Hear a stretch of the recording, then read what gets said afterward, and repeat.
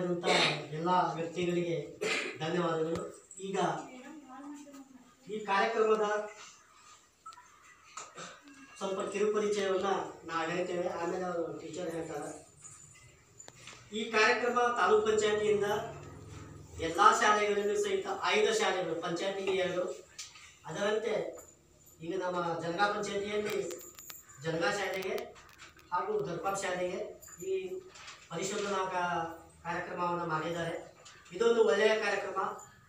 ಇಲ್ಲಿ ಒಳ್ಳೆಯದು ಯಾವ ರೀತಿ ಶಾಲೆ ಯಾವ ರೀತಿಯಾಗಿ ನಡೀತಾ ಇದೆ, ಶಾಲೆಯ ಅಭಿವೃದ್ಧಿ ಯಾವ ರೀತಿಯಾಗಿದೆ, ಶಾಲೆ ಹೇಗಿದೆ, ಶಾಲೆಯಲ್ಲಿ ಇರುವಂಥ ಸಮಸ್ಯೆಗಳು, ಆಮೇಲೆ ಶಾಲೆಯಲ್ಲಿರುವಂಥ ಕಷ್ಟಗಳು ಮತ್ತು ಸೌಲಭ್ಯಗಳು, ಯಾವ ರೀತಿಯಾಗಿ ಸೌಲಭ್ಯವನ್ನು ಈ ಶಾಲೆ ಪಡೀತಾ ಇದೆ ಅನ್ನೋದು ಸರ್ವೆ ಮಾಡಿದ್ದಾರೆ. ಇಲ್ಲಿ ಒಳ್ಳೆಯ ಅಂಶಗಳನ್ನು ಬರೆದಿದ್ದಾರೆ, ಕೆಟ್ಟ ಅಂಶಗಳನ್ನು ಬರೆದಿದ್ದಾರೆ.